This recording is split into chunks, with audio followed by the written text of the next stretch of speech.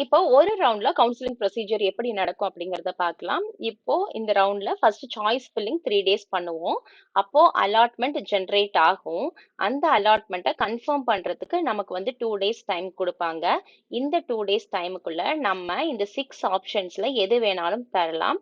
இப்போ accept and join குடுத்துட்டோம் அப்படின்னு சொன்னா, நம்ம கண்டிப்பா அந்த காலேஜுக்கு ரிப்போர்ட் பண்ணி, ஃபீஸ் பே பண்ணி நம்ம ஜாயின் பண்ணிடணும்.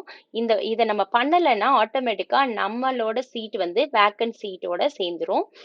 இப்போ அக்செப்ட் அண்ட் அப்வர்டு கொடுக்குறேன் அப்படின்னு சொன்னா நான் வந்துட்டு பக்கத்துல இருக்க டிஎஃப்சிக்கு வந்து நான் ரிப்போர்ட் பண்ணணும்.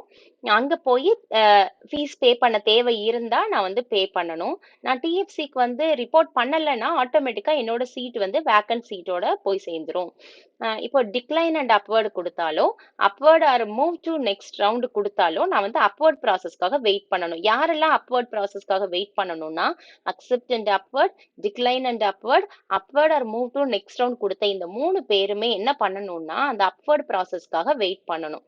சப்போஸ் நமக்கு இப்படி யாராவது ஜாயின் பண்ணாம வந்து நமக்கு வேக்கன்சி விழுந்தாலோ, டிஎஃப்சிக்கு ரிப்போர்ட் பண்ணாம நமக்கு வேக்கன்சி விழுந்தாலோ, இந்த வேக்கன்சிஸ்ல நமக்கு ஏதாவது கிடைச்சதுன்னா நமக்கு அப்வர்ட் மூவ்மெண்ட் மூலமா நம்ம ஆப்ட் பண்ண அந்த ஹையஸ்ட் ப்ரிஃபரன்ஸ் கொடுத்த அந்த காலேஜஸ்ல நமக்கு வந்து சீட் கிடைக்கலாம்.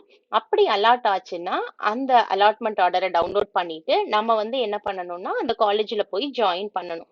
இப்போ decline and move to next round கொடுத்துட்டா I have to wait for the next round.